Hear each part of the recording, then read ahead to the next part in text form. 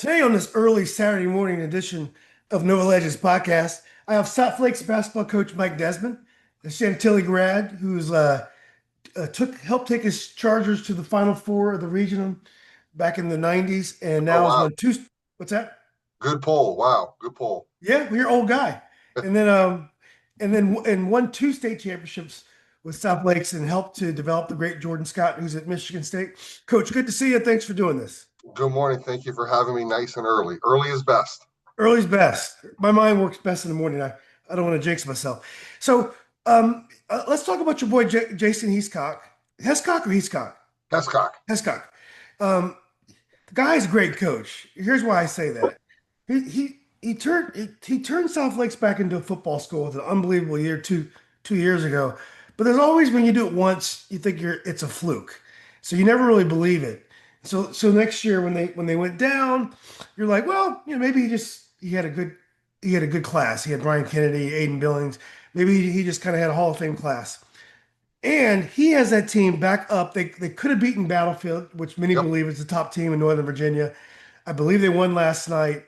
yep, Uh, they did. They bounced back 28-13, I think. yeah, shout out to Coach Hescock. Have you kept up with Coach and what's going on with the football team? Oh yeah. We have our good exchanges. I actually was able to go to the Battlefield game last week because it was so close to me. And what a great comeback they had. And then just a kick return, a fluky kick return, and they almost quote unquote shocked the world. But Jason's group this year, it's a little bit different looking than last year, where the kids seem to like each other. They seem to be really bought. And I'm not saying last year's group didn't, but I'm saying this year's group, they look completely bought into team.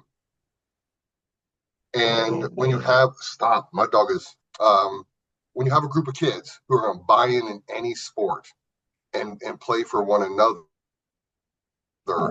you're going to be successful. You're going to have a chance to win. And Jason's done just a great job coming off that kind of hangover year last year to rebuilding this group, getting them to play together. And they're having fun and they're excited. And, again, buy in, play for each other, be excited. You're going to have a chance to win games. Yeah. It's a good year to have a competitive team because going into the year, there's a lot of uncertainty about who's going to even be good, it's still trying to work itself out. I think Washington Liberty put a big loss last night on Westfield. Clearly, Lake Braddock looks strong, but it's wide open. So if South Lakes has a year like they had 2 years ago, they could be very much in the mix. So congratulations to Coach Hescock. So, Coach Desmond, how are you feeling these days? Good, good. Above ground, we'll take it. We'll take it. Just had to make some changes. I mean, 2 years ago, I checked out for a while on purpose. This past off season, I've checked out a lot, but not necessarily because I wanted to. But sometimes you got to do things, give up things that you enjoy doing for a while to, get yourself right. Yeah, man, you're gonna mess up my Saturday. But but you're telling the truth. Well, I'm glad. So you're full board. And you'll be able to coach this season. Unfortunately for my kids, yes, I'm back. Okay. But yeah, I'm back. Hopefully you can miss a couple games like you did last year, and they had two of the best performances of the year. Is your assistant coach still with you? I forgot his Yeah, name. Damon Johnson. Again, excellent job. He's really stepped up and taken on more, and it's just going to better him in the long run whenever he gets his opportunity to be the head coach. Damon's done a great job. Even our other coaches, I'm very fortunate at South Lake. I don't have to worry about what my freshmen are doing because Shannon Burns and John McNamara, they're vets and they're taking care of that level and those kids. And then Jay Lee and Shane Holbrook on JV taking care of those kids. And we hired Cameron Savage, former great player, Damon's backcourt mate from high school to kind of help with all three levels. So, we got Damon and Cam running around doing all the varsity games and stuff when they can.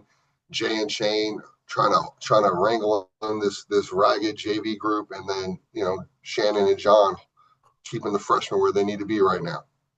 And Coach Cincinnati is definitely not coming back. Look, he retired. He spent all the money. He's rode his horse out west with his beautiful wife. They got a new house.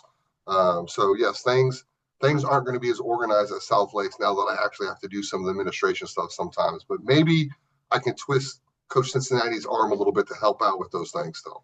Yeah, well, he'll be missed. He does a great Yeah, job on the bench, and he looks like he's always the calm guy in the storm, no matter what happens over there. yeah. I mean, someone has to be, right. Yeah, that's right. So, well, let's also talk about rumors about Battlefield. Now, you live in Haymarket. It's nice out there. Everything's new. Randy Bills did a tremendous job. Stepped down. You had a historic class at South Lakes. You may never in your career coach another player like Jordan Scott. We may never have another player like Jordan Scott and play in the public leagues. Let's face it. So if there was a time for you to switch jobs, there probably would have never been a better job for you or a better time for you to switch. How truthful were the rumors that you may have taken the Battlefield job? I never applied, Oh, but I looked at it pretty hard. Um, and some of it was out of convenience because it is so close. Some of it is, sometimes you might need a change or whatever. But I did some research, and I talked to people, either former Battlefield people, current, other schools around the area, some of the coaches who know the ins and outs. Like, stop. Um, yeah, I mean, it just might not have been the best fit for both people. Um, but they hired a good guy, RJ, super excited, super passionate, was a great trainer. And I know he's over at Battlefield trying to, kind of install things and make his own culture, which can always be daunting, stepping in for someone like Randy, who'd been there for a while, had so much success. But I think they made the right hire for them, and I made the right choice to stay at South Lakes for me. yeah, I agree. I think that South Lakes is something very unique the way the alumni and the community embrace the team. I know we've talked about how it's good. There's good and bads for that. Battlefield, you're always going to get a lot of kids out there because it's a new school. It's a growing area of the county, but kids are moving around and shifting around, and there might be different pressures there. Who knows? And it does make you wonder that when Randy moves on because he had so much success and such a good guy. Anyway, well let's go back to you're coming off a title, a winning year. When you had some time to think about it, why don't you compare the two titles that you won? One of them, South Lakes, you got the monkey off the back, and you actually won a title. The next one, it's always hard to repeat, and because you don't have the motivation, and your team wasn't going to be as deep the second year. Your team was ridiculously deep the first year. Second year, you had great talent, but you weren't deep at all. You ended up being deeper than you thought. Which is what usually happens when you have 25 games. But anyway, why don't you compare the two title runs and the two teams? I've said it before. Year one was relief. Like you said, finally breaking through, finally doing it. And those kids had put a lot of pressure on themselves, to accomplish that. They wanted to be first. They wanted to be the team that, because like you said, Ruston really embraces their successful teams and athletes. They really do. Mhm. And those kids will be remembered forever in that community as the first. So that was, it felt great, but it didn't feel real right away. And then again, it's just kind of a deep breath and a sense of relief to have that happen. Last year, I didn't think we were going to be any good. I thought Jordan would get six guys covering the whole time, and we would just struggle to figure it out. And that group surpassed my expectations fairly early, and they it took them a lot longer. And we did have some seasoned guys on that group with Jordan who just never got their chance to shine because they were behind such a loaded group the year before. So last year was pretty joyful, pretty remarkable. I think it's funny when and seniors do this. Well, we would have beat this team. No, the 25s wouldn't have touched the 24s. The 24s would have smacked them because of that depth. But having the two different types of teams and two different styles of teams, and we had to coach both teams completely different. So both are historical, both are just amazing accomplishments for the kids in the school, but both were very different. Yeah, they're very different. But last year's team was probably longer in terms of defensively. You can guard people longer. The team before with Brian Kennedy was a different type of defensive team. Um, but Brian demanded the ball. He was a pure one. And in some ways, I thought last year, because you didn't have a pure one, it was more Jordan's team. It was always going to be Jordan's team, but it played at Jordan's tempo. And so even though the team is deeper the year before, I'm not sure it necessarily means it's a better team. Obviously, Merrick was a much better player last year, and he was a superstar in his own regard. But yeah, it's always nice to have depth because if things happen, you can win in other ways, foul trouble and all that. And last year there was a moment in the Woodson game in the final where Woodson was taking it to you guys, and it would have been nice to have some other types of looks on the bench and things that a deeper team could bring you. But you just kind of figured it out with the players that you had. I mean, what got impressive about last year's team is the quote unquote other guys and the way they develop from November till March. And, again, not having quote unquote a true point guard, I don't know if it's necessary as long as you have someone that can dribble the ball. And, CJ Kemmer bought into his role. Alex Saunders did an amazing job going from a wing to a quote unquote point guard. Toshi sneaky good all year, and he was able to do those little tough things, little silent things that don't necessarily jump out when you watch a team play, but having that ability where you have that starting five where any of them can bring the ball up the court. They're even Toshi could get a rebound and take enough dribbles to initiate the break. And when Merrick was playing with confidence and steadiness, having him or Jordan play a point forward probably gave us different dimensions that were harder to guard than, as you said, the year before with Kennedy, Vita, and Andre being that more traditional body type guards. Oh yeah, I mean, Merrick is when Merrick is on his game, he's a very unique player and almost impossible to stop on the high school level. He's not always, um, you know, guns blazing, but when he's feeling good, and he's going to always have his moments when he's playing well within a game, even though he may have some ups and downs. But yeah, you're CJ Kimmerer and Toshi. These are guys that never hurt you.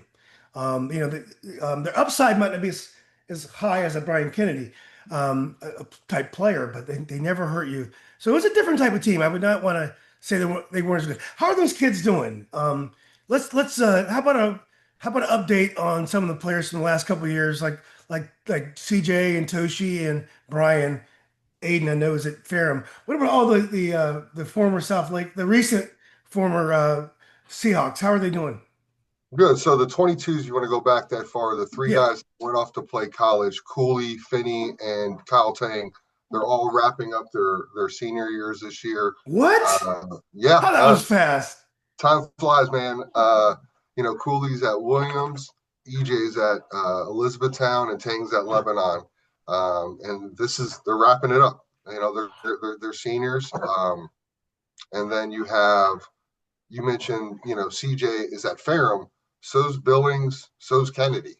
Okay. So you got a group of guys, one baseball, two football, down at Ferrum. Oh, Brian's playing football. Yes, yes. He left Elizabethtown to play football. He's with Billings. They don't room together, but they're at the same school. Are they getting playing? Are they getting playing time? Aiden does right away, yes. Kennedy coming a year off of not playing. He's still trying to work his way through a depth chart and figure out what's his best position at the collegiate level for this school. He's a good football player.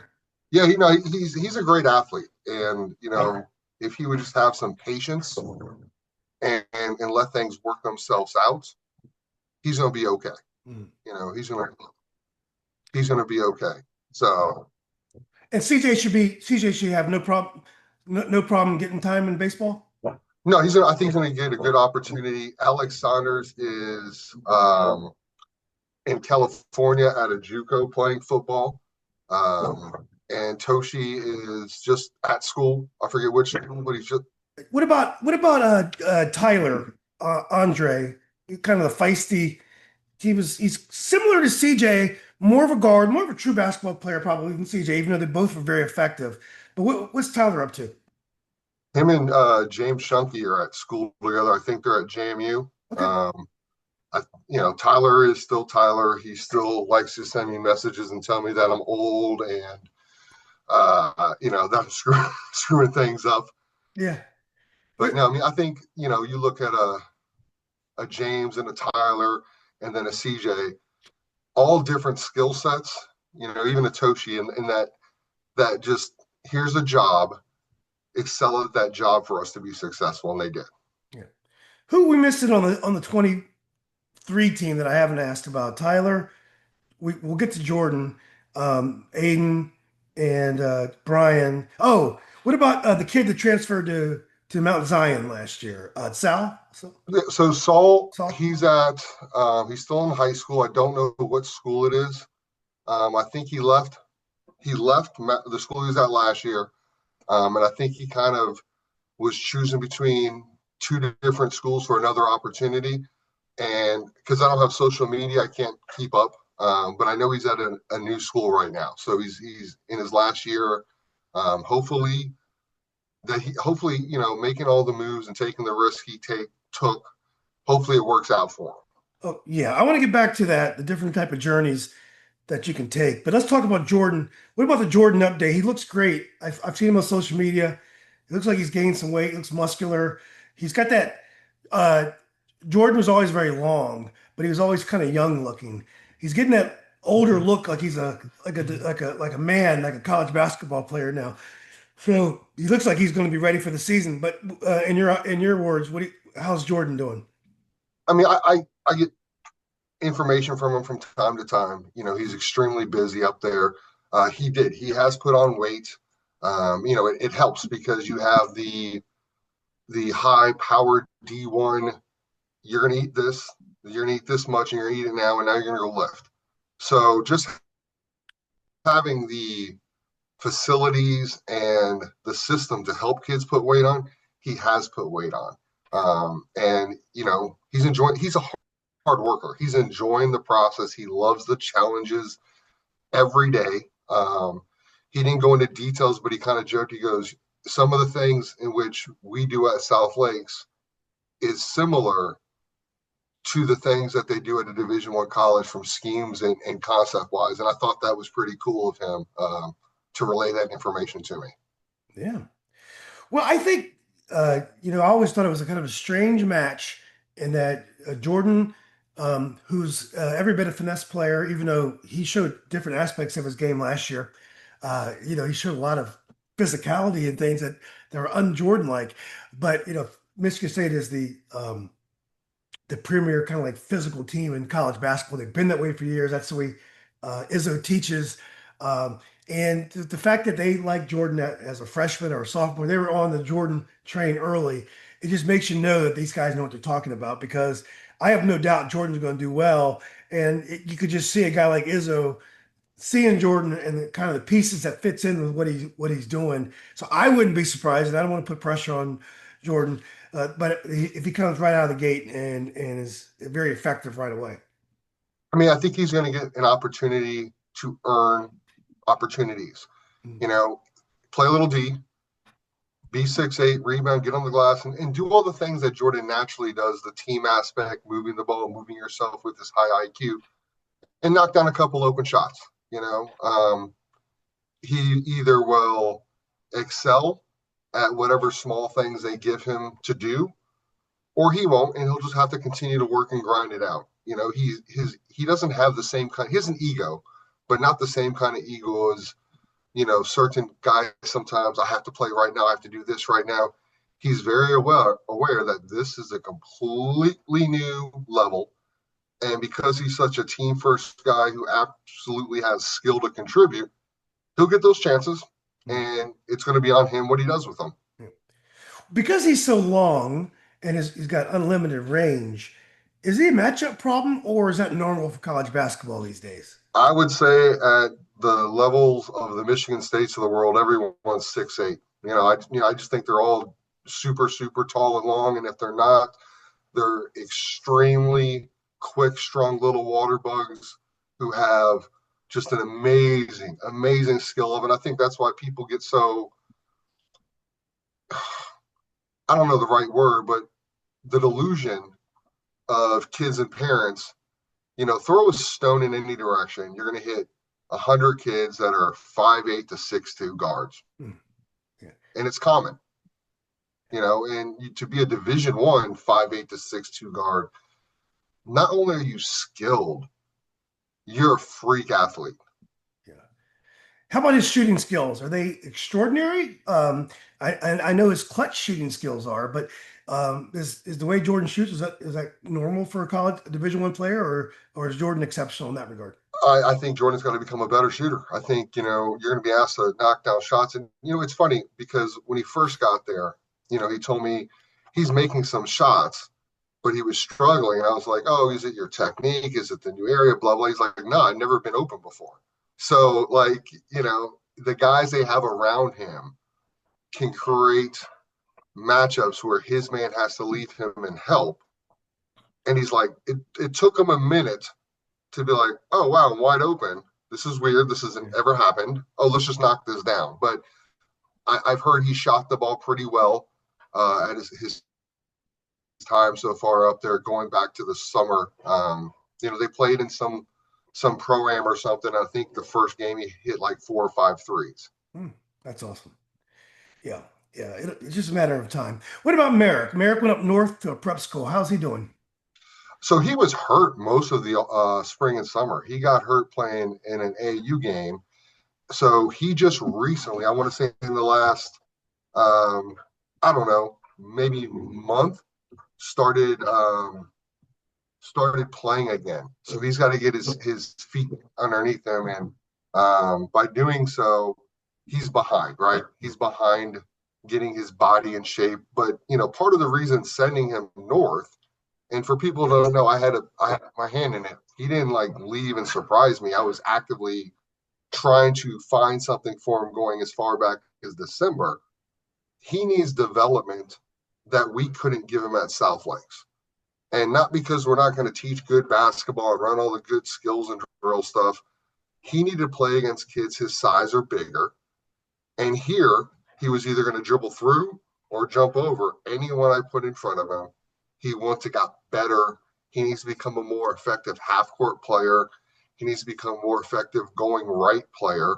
I mean, he was great in transition, great in three-quarter court transition, but in the half court, he struggled. Yeah. And he needs the year of development. He needs to develop against kids who are his equal athletically or better athletically. And we just didn't have that this year at South Lakes to challenge him that way. Yeah. Yeah.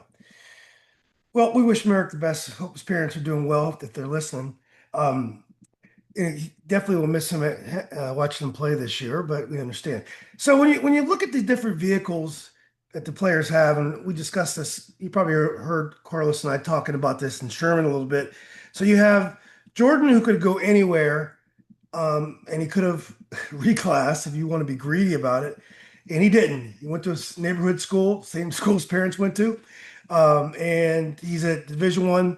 And the system is working well for him, and he's going to have every opportunity to go forward. Saul Vida, he gave up his senior year at South Lakes to reclass, and you have to kind of do that, I think, because I think a lot of folks are there's not as many post grad opportunities, I guess. So I think people feel like they have to do that and get that year. Maybe JUCO is not the way people want to go as well. So who knows? And then you have Merrick, who was located to Reston because his mother was a Division I player at Gonzaga. They're from New Zealand, so they weren't very particular about where they're going to school, even though they like South Lakes. The goal is to get him into a Division I program. So you can kind of feel like a guy like Merrick. This is what he's here for. So maybe he needs to find a different vehicle, like you said, to get him more experience and a different type of experience. But do you think all in all, the kids are making good decisions? Not just these kids, but kids generally. Like in Loudoun County this year, almost all the kids stayed at the public school, and Ryan Brzezinski could have gone anywhere for the same reasons why Merrick or the other kids. He could have reclassed and given him even more opportunity. But Colin Bird, he's back at Tuscarora. These are class 4 schools. The Hanley kids, that's not Loudoun County, but they're all back. Um, do you think these kids are making good decisions, and do you like the choices that they have to better themselves? Tough. I think it's a very difficult path to navigate now. And you saw an influx of kids a couple years ago come back to the Nova schools or stay. And you saw this past offseason allowed, and a lot of those kids that left privates and came back or could have went to privates, flirted with privates, but ended up staying. Um, I don't know. What's crazy is there's so many. Who can I piss off this morning? There's so many bullshit pop-up academies that somebody puts together. Let's do online school for 2 hours out of my basement and let's go, play 90 games. There's so many seemingly fake privates that pop up for 2 or 3 years. And I think the crazy thing, and I don't think, how about this? Except for the elite private schools, private school basketball isn't elite anymore. It's just not, because they're not just taking our top 1 or 2 guys. Sometimes they take your 8th man. They take a guy who would be a rotational guy for you, and then they become a rotational bench guy for them. I do think the elite of the elite, the brand name private schools that we hear about, that we see compete at the national level all the time, those are real private schools. Those are the ones that you go, that's what private school is for athletics. And you have, though, this plethora of others that just fill out some paperwork, become an academy, a school or something, and they don't have the best of the best. They have 1 or 2 really, really good kids, probably Division I kids, and then they've filled out the rest of their roster taking whatever county's rotation guys. Just because a kid plays private school, and I'm always like, so what? Yeah. Yeah, it's like private schools. You heard me say this before. It's kind of like AAU now. There's now a private school for everybody now. Before, private school was really an elite thing. Even like guys like like Rob Robinson, guys like that wouldn't have gone to private school necessarily.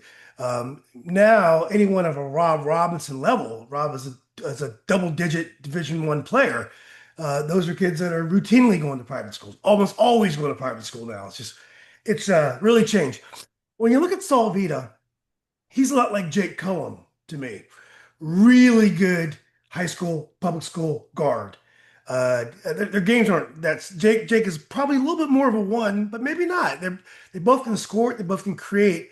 Jake went back to Yorktown for his senior year, and he's another guy who could have probably reclassed and done other things. And Saul he went to Mount Zion, right? Saul went to Mount Zion, Yes. which is a nice program. Didn't start, but got some big minutes. At times I saw, you know, what decides what you should do. I guess it's a personal thing, right? You want to stay at your high school and go to school with your friends. I mean, I love Saul Vida as a person. I do. He was fantastic to be around. The kid would crack me up. His situation at South Lakes was difficult because, here he is as a freshman. He's sitting behind Kyle Tang, who was one of the best point guards in the area. So he's learning. So sophomore year, here he comes ready to take the reins, and Brian Kennedy shows up. And Brian was more of a pure point guard. Like, Saul could play both the one and the two. Saul is a scoring point guard. Yeah. And as a coach, I'm not the best coach to play for if you're a scoring point guard. If you score in the flow of things like Brian did, could create great, but Saul is a kid that could score 20 points from the point spot, and that just didn't really mesh with us. If he would have stayed his senior year, maybe he would have got to score 20 points a game from the point guard spot and still do what we needed done as a group because the talent had shifted one direction or another. So for him, getting an additional year back and being able to go into a situation where he was playing with better players, and honing his skills, getting sharper. Hopefully now he gets his opportunity to step on the floor and play his game.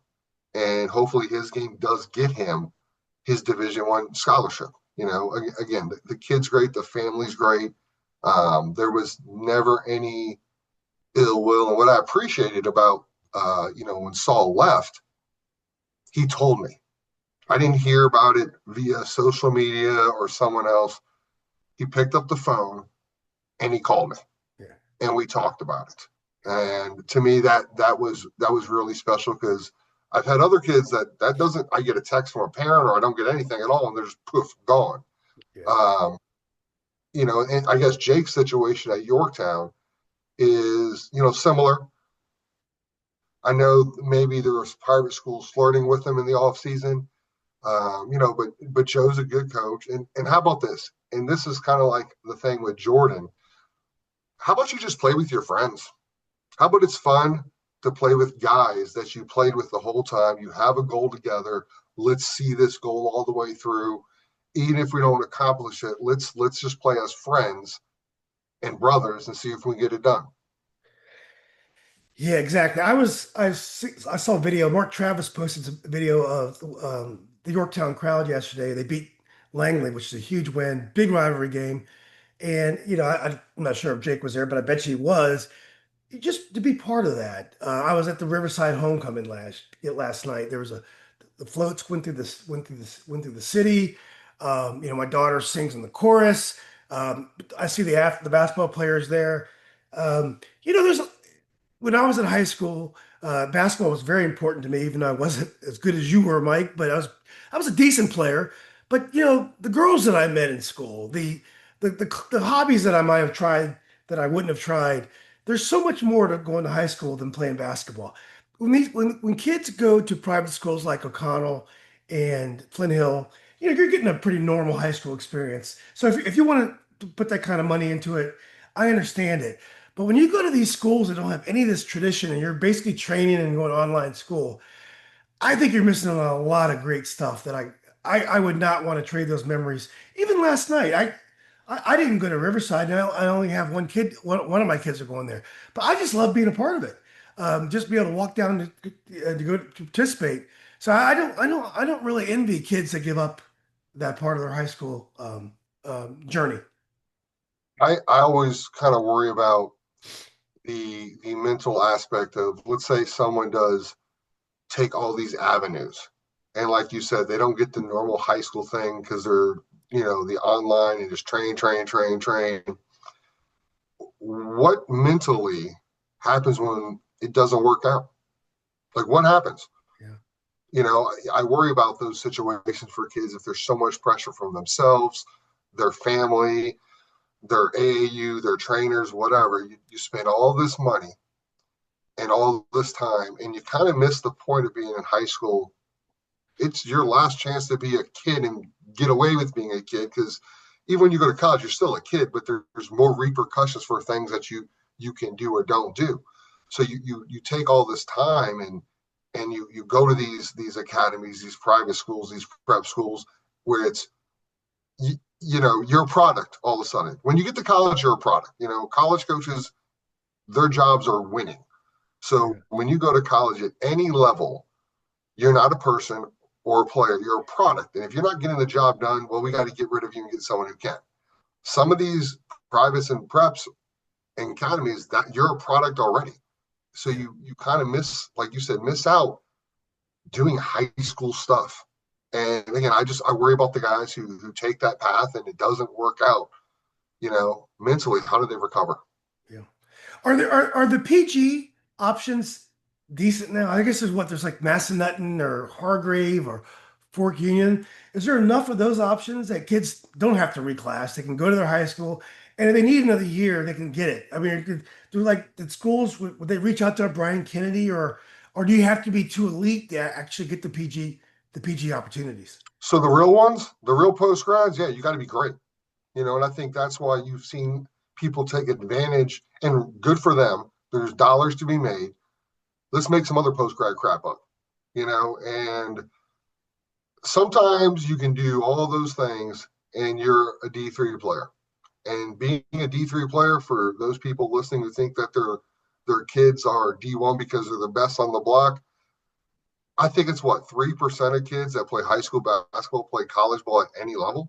Wow. 3%. Something really ridiculous. Those D3 kids can hoop. I think I said this years ago on one of your other interviews with me. Give me a D3 kid from any conference anywhere who's first team in that conference. Yep. I will bring him to your gym. He will kick the crap out of your superstar in a pickup game. So taking these risks and these flights just to try to be something that everyone has told you have to be, or it's a disappointment or failure. That's not true. You can go play professionally from playing D3. Yeah. So yeah, I don't know. Yep. That's what's so exciting about Greg Jones having such a great year last year. He did a very traditional high school experience. He just played with his boys, won a state title, so the team was exceptional. Went to a 1-2, won one two two. state titles, went to a relatively weaker Division I conference, and just killed it. I mean, shot 43% from three-point land, 86% from the foul throw. Just had a great year. Here's a guy just played ball and made the most of a situation, and it's working out. So that's good. Well, Greg, let's Greg, I'm sorry. Greg was fantastic. yeah. Greg was actually, um, he's a great example for people where he went to a place that needed him. Okay. He went to a place that he's going to get the chance and the opportunity to earn time, and he did. And now he's earned that time, those opportunities, and he's excelling. It's not about anything more. If you want to break down going to college, getting an education for free. Now I know the NIL, they get cash too. But here's a kid, a local kid, a great high school player who probably got underappreciated at times. You know, won 2 titles, led a program, is a local kid that other people should look at as an example of how to do it right. And Carlos and that crew helped. And but here he's at American. How cool is it for the Jones family or the Hayfield community? If they want to go watch one of their hometown heroes play, they can go right up the road, check him out. Simpson's doing a great job as a coach there, and he's playing good basketball. Yeah. And he's going to school for free. Yeah. Awesome. I think the problem with Greg, the challenge with Greg was he was hurt a lot of his last year, and I don't think he was showing exactly what he could do his junior year like he did his junior year. I think because of the injury, and I think the fact that he cleaned that up, and then he just works hard, and and he's a talented kid. He's long, he's got long arms, and he can shoot it. Great coaching, Carlos, and all that. Yeah, it's just great. But it's interesting on the heels of Jordan and Greg, their success, you would think everyone would stay to your public school. They do is they stay at the public school. The world opened up to them. Everything's going great for them, and the kids after them, they all want to go to private school. I'm just like, I guess the message did not get across to the new generation. So And it's, again, I don't know everyone's individual situation. yeah, Okay. I got some information yesterday. And I'm not going to use names or anything like that because I'm not trying to put anything out there because it's not something that needs to be talked about. There's a kid who left a school, went to one of these other schools, and the kid wasn't a star at the school he left, and he reclassed, and he hasn't played a second. He's not getting any opportunity, Mm. and now they're looking at how they can come back to the public school. And so many kids, and I want to say Hall said this maybe on your Loudoun rap, they go and it just doesn't work out. And, again, all these kids taking these other paths, that's your situation. That's what, maybe your parents or whatever things that you've heard and you've processed, you make that choice. It doesn't work out for the majority of the kids unless they're superstars. Yeah. And you just never hear from them again. I know Yep. they may change the rule next year so you make it harder to come back. But I was going to say you should, Sherman's always talking about how the Highland coach comes to his practices and games. I think the public school coaches should continue to go to the games of the kids that are districted to their area because those kids can boomerang back to public school before the season's over. And next thing you know, you get a Colin Bird and you're making a run to the state quarters or semis or whatever. So anyway, you never give up on these kids. So, but let's move on to your team. Are you looking forward to a rebuilding season, like not having the expectations? I mean, would you want to be in Kevin's shoes right now, Kevin Harris, our friend over at Westfield? Are you enjoying trying to rebuild a new generation of great players at South Lakes? I've been in Kevin's shoes. It sucks. I joked with him last week and like, I mean, you're going to hate this year, buddy. Um, no, I mean, for the first time as a head coach, I do not have the pressure or the expectation that either we had earned or was thrust on us at this moment. We are in a true rebuild, and it's kind of nice. It's really kind of nice just being able to say, okay, let's just teach basketball. Let's just teach some good basketball and enjoy the process with these young or inexperienced kids getting more opportunity, bigger roles, more pressure on them to execute. Let's finally at South Lakes be able to watch a team grow game to game, week to week, without having to be perfect, without having to look like a world beater. I know people, as I would do it, doesn't matter if we're good, bad, or whatever. Oh, it says South Lakes are the two-time state champions, blah, blah, blah. Like people are gonna have their parades and their Super Bowl and celebrate their Christmas if they beat us. And good for them. If that's what's important for your program, awesome. That's respect to my program for what it's built up and what the outside expectation is. But this group of kids, I will say this about them. They play hard. Hmm. They play extremely, extremely hard. And while it's only the off season, as far as that aspect of a group just playing hard, they play as hard as any of my talented teams did, if not harder. They don't play smart. Hmm. They're not consistent. And we've handicapped them a little bit. We haven't done anything offensively at all this whole off season. We've just got them try to get more familiar and buy into the physicality that we want to play with this year. I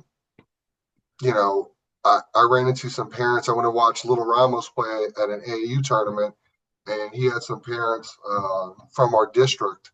Their kids were on the team, and just talking with them, and one of them made a comment about, well, you guys are just dirty. You play, rugby, you play volleyball. And I said, ma'am, if you thought that we were physical and dirty when I cared about who got in foul trouble, this year you have no idea what's coming because I don't care. I don't care who fouls. I got 15 guys this year. They could all get 5 fouls. Don't care. Yeah. We're going to play very hard and selfless and physical on defense and hope that doing so will give us an opportunity most nights to be in games or beat some people, because I think if you look at the landscape of Class 6, there's a lot of parity this year. And I don't know if it's a matter of let's say how bad South Lakes is. it could be a matter of how bad is everybody else.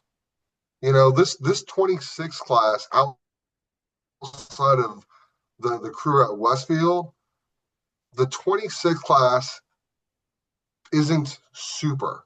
I know Mike Robb's got some good 26s at SoCo.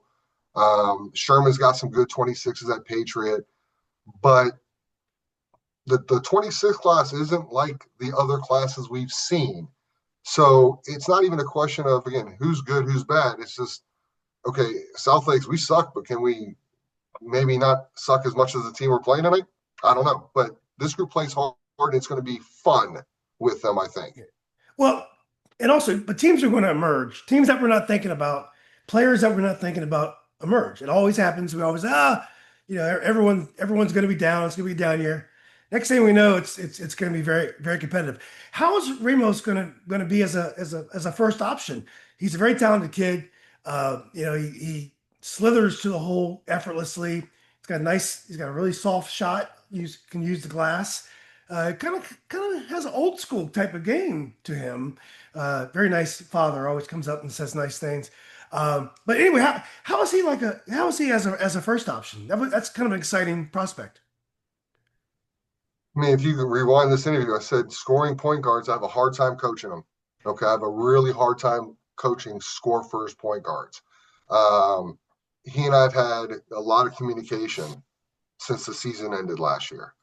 And it's consistency. And, what I need from him and what he would like me to give to him, I need him to meet me in the middle. If he's going to throw some bullshit up there, dribbling around 50 times before the ball moves, all right, cool. I need you to play defense the way I need you to play defense then. Yeah.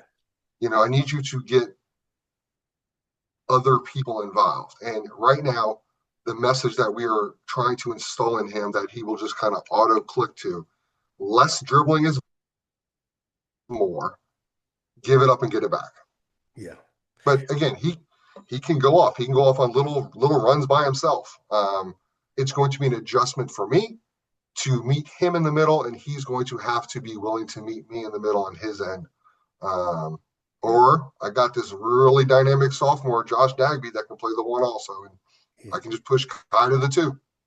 Yeah. Well, hopefully both of them will have their moment. And I think he had a big moment during one of the Westfield games where he was pretty Oh, yeah, regional finals, he played his ass off. He did. He was pretty decisive. So any other of your players you want to shout out, or we want to wait and see how the fall develops first? I'm going to shout out just one more, Brady Tice. He ended up kind of sneaking into that. Yeah. Tyler Andre, James Shunky, CJ Kimmer mold for us off the bench last year. Yeah. And he's definitely a Mike Desmond guy. Okay. He's a Mike Desmond guy. He was a redhead guy, right? No, blonde. Yeah. I think he was our seventh man, eighth man sometimes. But, he just does what we ask. Go dive on the floor. Go try to take a charge. Go be physical. Go set a screen. I need you to do whatever this is for this possession to be successful. And Brady, that's why Brady's our captain this year. He does everything that a team needs. And he has no problem doing it. He's always hurt because he's diving on the floor, putting his nose in there, getting knocked around, trying to just stop a possession for the other team from scoring inside. He's a type of kid that every coach would love to have and every successful team needs to have. Yeah. Well, let's wish Brady success this year. I was definitely impressed by he just showed up at moments last year. You see him, and then all of a sudden this kid's getting some big moments. I think one of the Westfield games he played a big role. So let's talk about Westfield and do our preview of the other teams in the area. First of all, did you get a chance to spend some time with the Westfield parents in the offseason? Did you guys make up? I actually stood and watched their two games last weekend with some of those parents. And what's crazy is we have good conversation. We're just talking and just I've known some of them for a good while, but not all. I haven't ran into all of them yet. There's one that I haven't ran into that I probably don't need to run into, but I'm watching the Westfield game with the Westfield parents. Um, and you have to kind of be a fan of good basketball players, Yeah. and you watch them. And the frustrating thing for me, I'm waiting for it to all mesh. I'm waiting to see that possession where the ball moves and all five guys touch it. And it's not just touching it in an ISO situation. They're listening to Kevin. Kevin's asking them to do X, Y, and Z. They're doing X, Y, and Z as a team. And to me, that's when they're going to become dominant. Mm. They are individually super loaded. Yeah. Individually. When that individualness becomes team, they're going to be an absolute juggernaut. They're going to be an absolute juggernaut. And they're fun to watch. When they're doing team basketball, I can sit there as the South Lakes head coach and go, this is fun to watch. Yeah. This is a really good team. Yeah. You root for your conference, and maybe I should have used facts when I had my little temper tantrum last year. We did the group show about the Patriot District. If Westfield wins it all this year, and I would say they have to be the Class 6 favorite right now. If they win it all, that's 5 of the last 7 state titles come to the Concord District. Mm. So, selfishly, I'm a Concord coach. Mm. Well, if I can't win, it'd be really cool if it stayed here. So we can say we have some really good basketball being played in the Concord District. Yeah, but don't you admire that Kevin has, 10 unpaid assistants in the stands? I mean, would we all want that kind of that kind of group of assistant coaches working for us? I mean, I'm sure they're paid. Maybe Darren slides them a check from his NIL. Yeah. As much as information as they all seem to have and want to provide, they have to be getting a coin out of it. Yeah. I don't think I've ever seen a group of parents coach more from stands than the Westfield. I don't know. I shouldn't say that because there are some teams out there with engaged fans, but Westfield's they're one of the top. I would say this year for them to be successful, I bet those parents do less. I really do.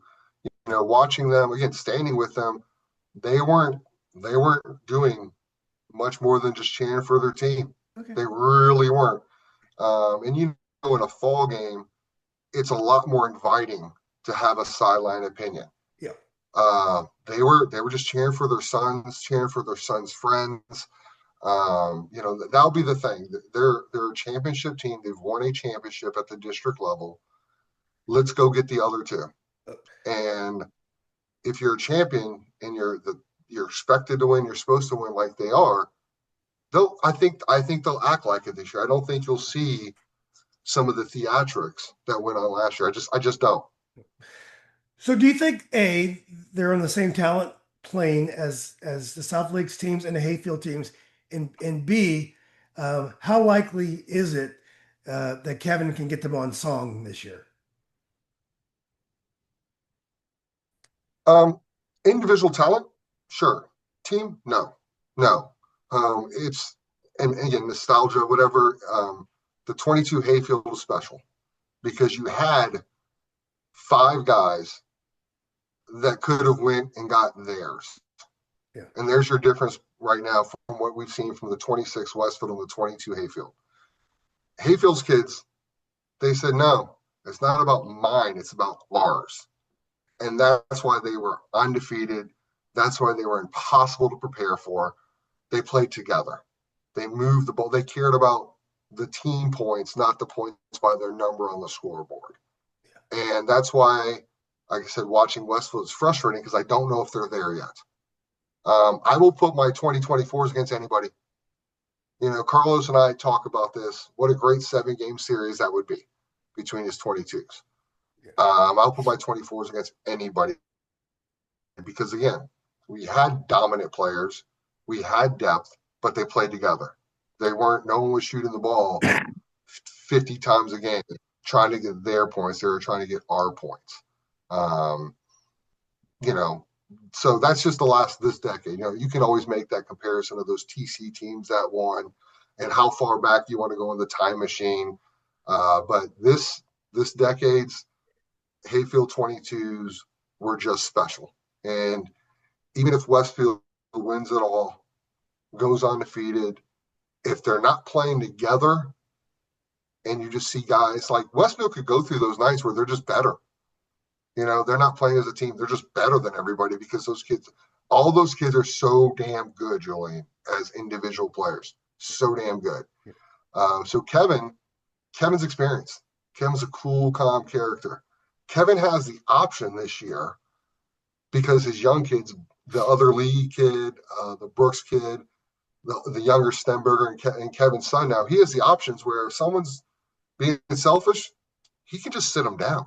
He doesn't have to have a conversation. Why? He can just sit them down and play someone else. And, the quickest way to get a kid to buy into team first is to sit them on the bench. Yeah.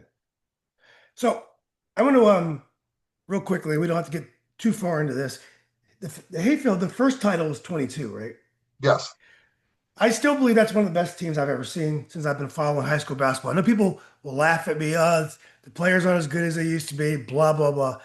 That team was downright scary. They were intimidating. They could shoot. They were nasty. They had things that I just hadn't seen in that many basketball teams since I've been following it. And I've been following it for a very long time. I would put that team amongst the best teams I've ever seen. I would still say Jordan Scott is the best high school player in Northern region history that I've seen in the public schools. I think both of those are correct. So for Westfield to be in the conversation with both those teams is going to it's going to take some work because they only have 1 year to do it, and both those teams won two. But let's wish them luck. Let's talk about some more of their personnel. I know that Carlos forgot to talk about Will Robinson. He wanted me to make sure that I mentioned Will. I know they have the big guy, kind of the lean 6'6", 6'7", light skinned kid. Talk a little bit about what's that? Matthias Lee. Yeah, talk I about think the he's closer to personnel. 6'8". So just off their top seven kids just jump out to me, right? Their starting group, Colin Stenberger. What you have to love about Colin Stenberger is I think he's a true point guard. And I don't think you see too many true point guards. When they're playing a great team game, Collins usually has his hand controlling things. He's quick, he defends, he plays super hard, and he's a great mesh for that group because while he can score, he doesn't have to score to have his fingerprints all over a game.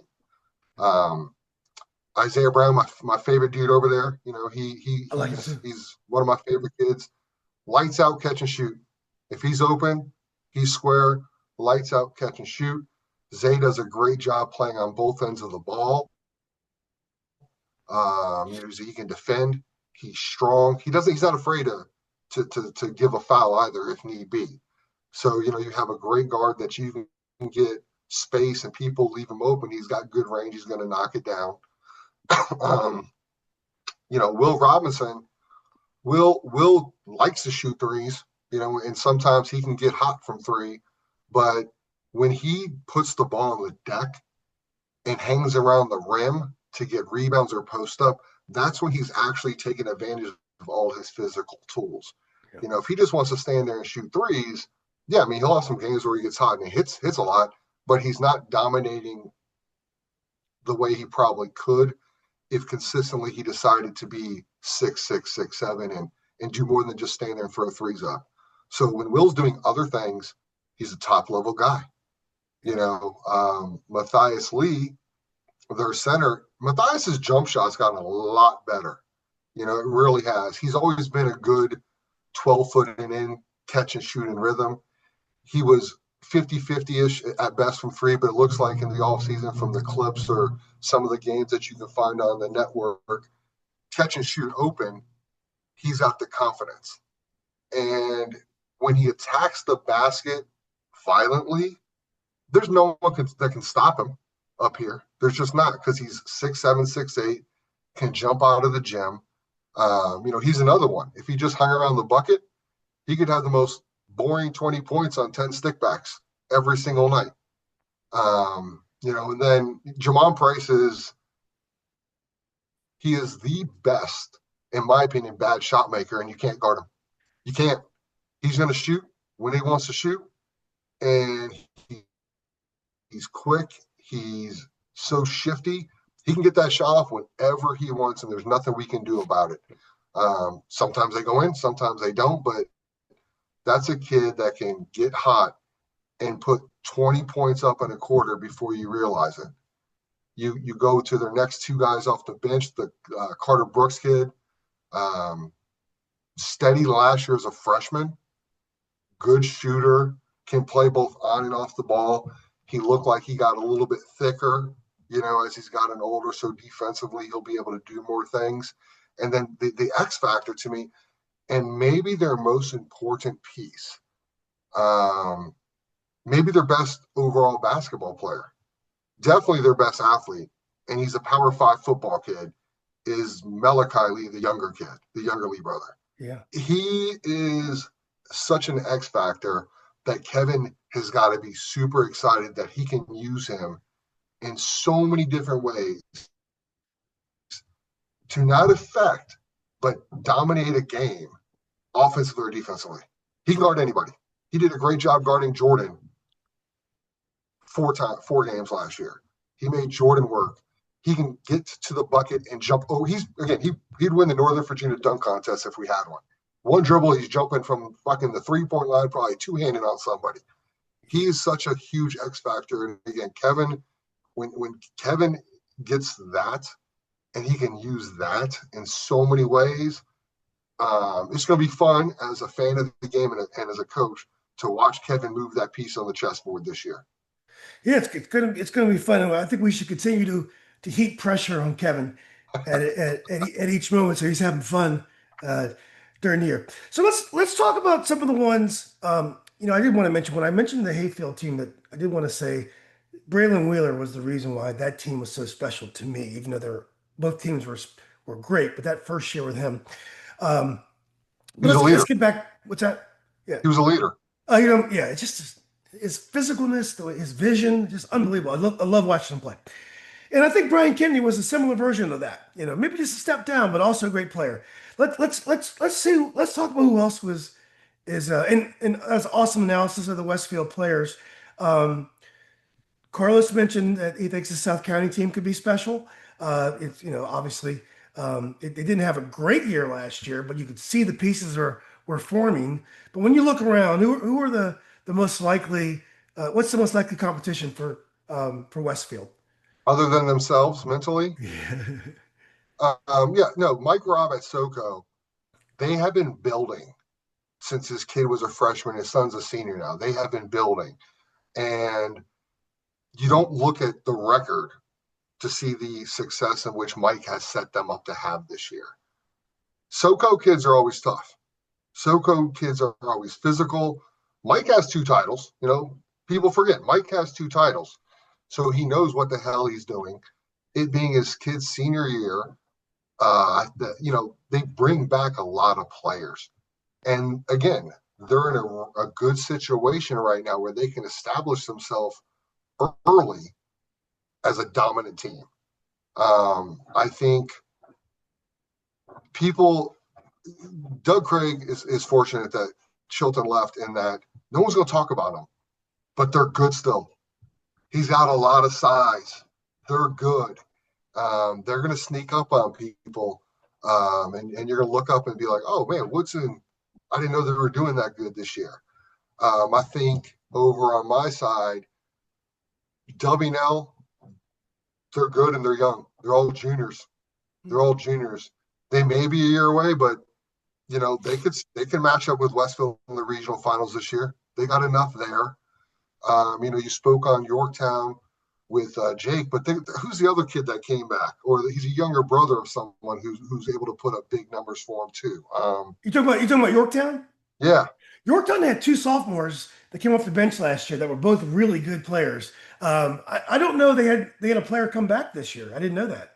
I think they brought it. Maybe it's one of the young kids just getting better, but I forget who the kid was. But I know, it's not just going to be Jake by himself. I'll tell you who's sneaky, and I think this is the second team in the Concord district.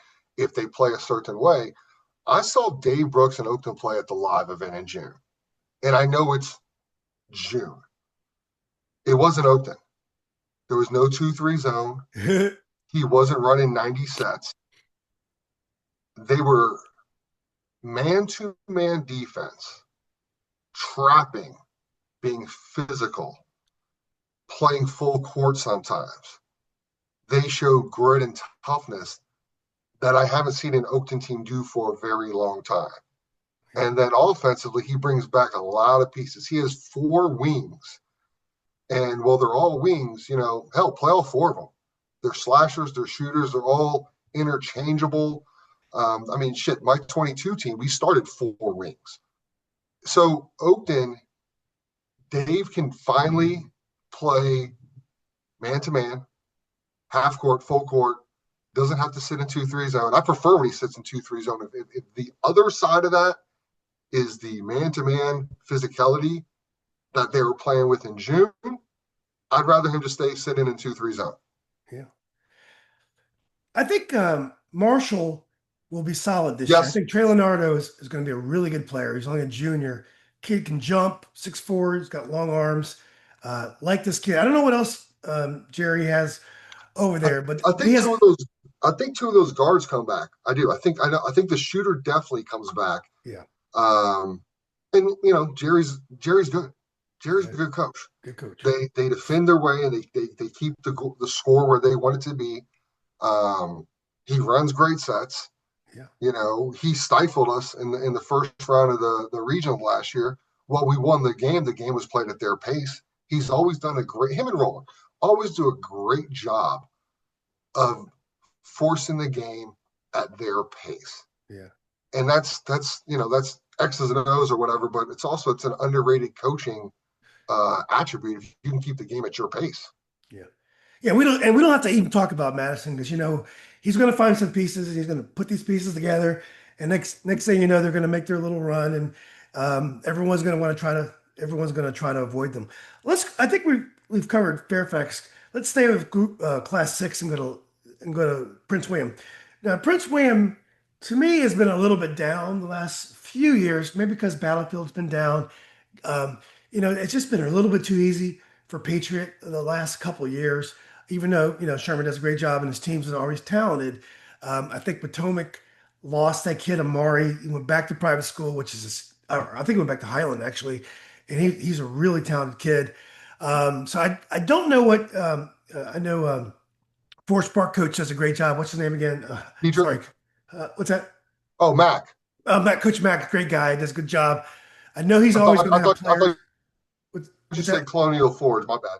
I thought you said Colonial Forge. Oh, Colonial. Yeah, those Stafford teams, they get after it always. But I don't. What do you besides Patriot? And I think they're going to be tough. I don't see a lot down in Prince William this year. I think Sherman is once again in the situation and opportunity where he can get a group and go down to VCU. I want to say, and I could be wrong because VHSL just changes this and that all the time. But if you look at rotation wise, Sherman's region is matched up with Los's region, and our region is matched up with the Beach. So at least for the first round, if Sherman takes care of business, he doesn't have to see a Beach team. He wouldn't have to see Westfield. He gets to see a good team coming out of the Occoquan. But yeah, it's Sherman's got a group. He brings back a lot of pieces. He lost some pieces, but he does a good job developing players because their freshman and JV teams aren't dominant. They're not. But he develops them. He moves pieces around. He gets young guys on varsity. He gets to groom them and put them in the spot that when it's their time, they take advantage of their time. And I want to say, and shout out to Sherman because I don't know. I joked with him and he told me the answer, but I forgot it. He might be going for district and region title number 8 or 9 in a row. Wow. That's amazing. Yeah. That is amazing, the program that he has built. Yeah. We mentioned already, Battlefield, RJ's over there, new coach. Again, athletic training guy who's bringing that kind of knowledge to the scene. I know he's worked with a lot of the kids in this area, so there's a familiarity with those kids and him. And you get a new coach, a young guy, you're going to be excited. You're going to have all this energy and this passion. So he's probably going to do a really good job year one as he navigates the administration and the community. Powers at Gainesville. I know they lost one of their better players, but I think and Justin won't say this publicly because Justin cares and doesn't want to get people to say things about him, but I'll say it because I don't care. The kid that Justin lost is going to be addition by subtraction for him. Less of a headache, less of noise. And the kid didn't want to be there. Kid's been shopped around his first 2 years to every school, everywhere. So good, get out of here. Bye. Justin has kids that want to be there. And when you have kids that want to be there, you're going to be successful. And then again, I don't know enough about the rest of the teams. I know Brian Nelson from Independence is coming to join the Cedar Run, which is stupid because he should have joined the Concord because we only have 6 teams and we're closer. But again, basketball decisions being made by people who don't know basketball. Yeah, that would have been a perfect fit. I went to this Freedom South Riding Riverside football game, and they're dropping down from that Prince William Cedar Run district as well. And they're coached by a guy, Teddy, who went to Robinson. They just destroyed us last night, and everybody was surprised. And I'm just like, they've been playing in Prince William County for the last couple years. Now they're in the comfortable confines of Loudoun County. Your fortunes are going to change when you start playing in these these dinky 4 or 5 team, kind of soft districts, which is a shame because I think there's ways we can make it more competitive. I also wanted to mention Anthony Mills of Potomac does a great job, and I'm sure Anthony does. Yeah, by the season, he's going to have his team together, and I definitely the most athletic and intimidating looking coaching staff. And when Anthony's coaches come in, I'm like, if the players can't play, just put the coaches in the game. I mean, you got some size and some athleticism over there. He does a great job every year. I don't know enough about that part of the region to speak on it with any kind of intelligence. I just don't. I just know Ant and Mac and Dietrich. They just have great coaching ability, and they always seem to have athletic, mean kids that can compete. I couldn't name a player on their team. I couldn't, but I'm in a situation this season. Fortunately, I don't have to look at anyone but my district. So exactly, you're just trying to win the next game, coach. So let's go to Loudoun County, where we always get in trouble and offend Riverside and everybody. What's that?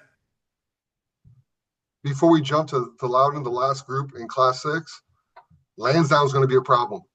Yeah. Lansdowne coming from south, and the White's group. LeVar's always in the mix with Oscar Smith, but Lansdowne's going to be a problem. The White son, Damien, is a superstar.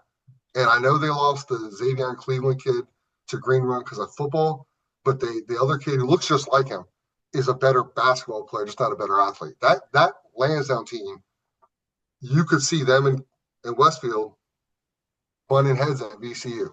Is the Cleveland kid the kid that was guarding Jordan last year? Yes. Yeah, did a great job. Yeah. So Green Run, they won the state championship in basketball last year. So they just maybe he went there for football, but I'm sure he's going to be on the basketball court as well. Yeah. Unless he graduates early, like these kids sometimes do. And I'm sure Oscar Smith, the 6'5" kid, is back. Which is the football? Travis Johnson, I believe his name, is back, and Coach always does a great job. And let's face it, it's an 8-team region. It's not like there's going to be a lot of surprises in that beach region. It's so frustrating the way they've organized this thing. But let's go to Loudoun County so we can offend people, and I can get dirty looks when I show up at Riverside games. So to set the table for you, Heritage has everybody back. Those kids can play. Tuscarora, he's got a lot coming back. He lost Josh Fegan, the kid going to A&T, the kid that transferred, I think, from Warwick the year before. But he's got Colin Berg back. He's got 2 long kind of swing guards that are good. Loudoun County is loaded. Ryan Brzezinski from Broad Run. Loudoun County is loaded this year. It's too bad that it's Class 4 and Class 5. And one school a mile away is one class, and the school 2 miles away is another class. Because Loudoun County is loaded this year, especially at the Class 4 level. Yeah. Brzezinski at Broad Run, Jacob's crew. Jacob's got a really good crew. And um, I don't know, is Broad Run and Tuscarora the same class or the same Yeah. region, same They're district? they're they're in the same class. It may be different districts, but they're in the same class. So what sucks about that, if they are, because the way Loudoun County does it, or class four maybe does it, they'll have to eliminate each other Yeah. in the first round of the state tournament when they're equally good enough to get to VCU and play each other again. They don't cross bracket. Is I what? don't believe, unless they change it this year, no, Yeah. because it seems like in class four out there, your district winners play each other in the region finals and then play each other in the first round of the state tournament, like back to back to back weeks. Um, Colin Bird's probably the best player around, for class four up here. And I'm not up here, I'm not counting Winchester and the June Hunt or whatever the white kid who shoots the Yeah. shit out of the The ball, Hanley whatever his kids. name is. Mhm. Yeah. So you have these two great teams, different districts, cool, but you're unfortunately only one of you is going to get to VCU, and both of you have an like Mike does a great job at Tuskegee. They were there 2 years ago in the state finals. They're always in the mix. Jacobs, I forget what year he's going to, young guy, but he's built that program. I think they won the district. I don't know if they won the region or not last year. I don't know if they beat Tuskegee or Tuskegee beat them, Yeah. or someone else beat them that I'm forgetting. They lost in the semis to Okay. to Heritage. Oh, Heritage. Yep, Heritage. They're class four too. Loaded. Loudon class four is loaded Loaded. because all Heritage kids, you said they all come back. Everyone came back, and not one of the their most highly regarded players. Not one's a senior. They're all juniors. Reminds me of a team from my district last year who we're saying is going to win the state title this year. Yeah, yeah. I wonder if I don't think those. I wonder if those teams can play with Westfield. I know Broad Run also has a great guard named Adam Purdue, who's 1,000 point scorer already, Is he and still there? still there. He's a senior. He's been there forever. I mean, I think he's got a 6 years. He got a 6 year high school run, so he's back. Um, the kid from Loudoun Valley, Talrose, he did go to Virginia Academy, so I don't know what Loudoun Valley has. Um, Tuskegee has two swing guys. I forgot their names, but they're both one's a baseball player. They're both very good players too. I mean, Colin is not by himself. He's got some help. The Heritage players, they have Dylan Williams, the point guard, cool customer, great body on him, great head on him, decent That's shot. that's that's Jason's son, right? That's Jason Williams, right? Okay. Eric Williams. Eric Williams. Yeah, Yep. that's his son. And then they have Mason Miller. They have Jordan Garland, I believe, a kid named Liam. They're just really they're tall, they're long, they can shoot. Yeah, and it's I don't know how great these teams are, but I mean on paper they look very scary. So it'll be interesting to see what happens when they play. I wish they were all in the same classifications. Riverside to get to the class five, they lost Mason Ridgway's at Evergreen, and he was a 6'6", three. That was pretty Oh amazing yeah. player. Yeah, he's a great player. But Coach K has Max Lawson is a high energy scorer, about 6'3", 6'4", can jump, can dunk, great kid. So I think he's a prospect. I don't know what else Coach K has. Did you see them in the offseason? Not yet. And I always look at the Loudoun schools, and this is how you know if they're good or they're trying to be good. When they schedule outside of just playing everyone in Loudoun. Yeah, exactly. Like I know they're forced to play some of these matchups, Yeah. but I want to say Heritage and Tuskegee and Broad Run, they usually branch out a little bit and don't just play in Loudoun. And when you see those Loudoun teams that get out of Loudoun, you go, they're either good or they're building to be good. They're not just playing the Loudoun schedule. Yeah. Yeah, exactly. And I think the biggest sleeper in Loudoun County this year is Potomac Falls. I know they were very young last year. They graduated everybody the year before. Joshua Orbita is the real deal, left-handed point guard. He's junior, good player. The reason why I know they're going to be good is when I interviewed them last week, Coach Hall said, it's going to be tough to make my team this year. He's not a guy that would make that comment No, unless he had a lot of players coming back. So, he has a little sophomore guard who I know won't start this year, but man, again, this is freshman basketball, so I'm taking it with a grain of salt. But he played freshman last year, and the kid just had some of the most great decision making for a kid that young, some of the passing, the playmaking. And again, I know it's freshman basketball, but if you're playing freshman basketball and you're seeing a game at a higher level and dominating like you're supposed to, yeah, that's a good young building piece. And yeah, Jeff brought a lot of, I know he was young last year. So, yeah. and you can't ever count out the Godfather of Loudoun. You just can't. You can't. They're good. He didn't have a lot of size last year, and I can't think of a lot of those kids that would be coming back that were tall. But they were, they were all 6'1", 6'2", decent enough. But I have a feeling that they're gonna be very good. I don't know who else is in five. I know the Light Ridge lost the African kid is going to Paul VI, which seems like a huge jump in class, but the kid's the real deal. So we'll see how it goes there. I mean, Ken at Stonebridge, I forget the kid's name. He got a kid who left and now's come back. A kid came back from one of the private schools that if he can get the kid to be about us, Yeah. they're going to be really tough also. They He, have just one dynamite player that if he plays as a team player first, he'll still get his 25 points. yeah, I think I saw him score 30 points at a game in his freshman year, something crazy. And He's a then he little, jumped. Then he left. Yeah. yeah, then he left.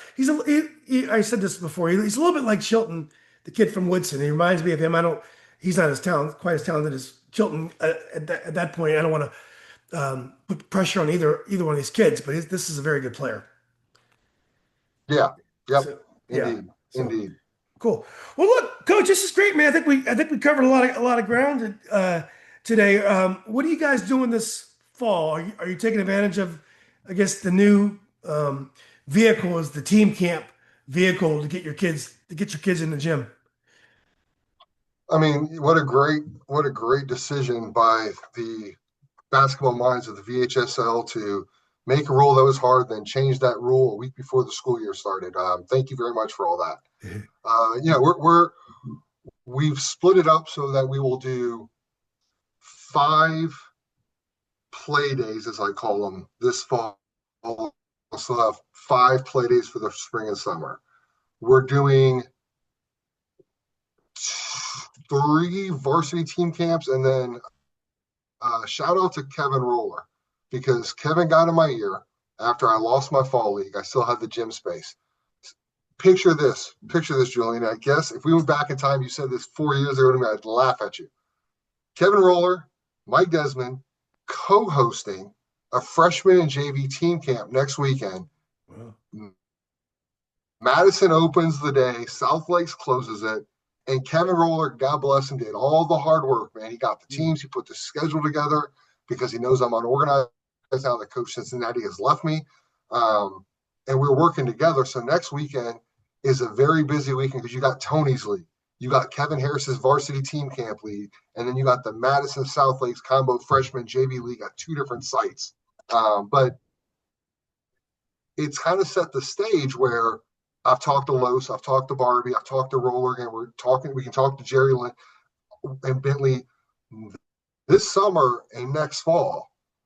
We've got to figure out how we can run one giant summer league, one giant fall league, honestly, all on the same days at different locations so that we can have our freshmen and JV kids play. So we're not using all our play days on the varsity kids. Yeah. And it's going to take some hard work on the schedule, but it can be done. It's just this whole rule. What's really sad about it is that now these pop-up private schools and these academies that I was shitting on at the beginning of this interview, when they tell a young player, we can do more for you, they actually can now. They actually can, because they don't have any restrictions on when they play, how many games they play, what they can work out, so we've kind of been put in a situation where we have to work together as coaches to navigate this big scene on how we can get the max opportunities, not just for our varsity kids, but for our entire program. And again, that's going to mean having, Mike Barbie's Fairfax Summer League be going on at 5 different schools sometimes. Yeah. And then you can have your younger kids play.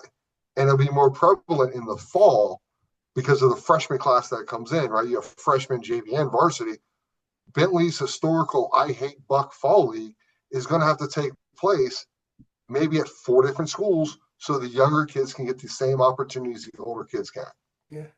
That's great. Yeah. It's a shame they're making us be so creative and work so hard just to get kids opportunities to compete with the private schools. Last question. What's your over and under on the number of wins Buck gets in his first year as a head coach? I mean, is there a number lower than 0? I think, Zero. look, I think he's going to do good. I think he's going to do good. He is, despite all of the mess, I like to say, he's been an excellent coach for a long, long time. He's going to be dealing with young ladies, and he's probably going to coach them as he should, like basketball players, not boys, not girls, basketball players. Yeah. And it may be hard, an adjustment here and there, but I think Buck's going to do really good. Yeah. Can you edit that out? I don't want to know any of that stuff. Yeah. Something too, the greatest characters in Northern Virginia history are coaching at the same school now. You got Bobby Dobson and you got Buck at the same school. I can't. And what are the chances of that happening? So it's great. All right. God bless their AD. Yeah, I don't know how he's going to do it, but it's a great pro. Washington Liberty is a great program. They do great. I mean, they beat Westfield yesterday. That's just a huge win for them. Beat a program like that. So shout out to them. So Mike, look, get that dog out for a walk before he drives you crazy. Thanks for your time. One of these days, I got to get the whole crew back together again once I'm sure I'm able to. But let's keep in touch, and thanks for all you do. Always, man. Thank you for all you do. I appreciate you. Oh, it's a good time, man. All right, we'll talk soon, Mike.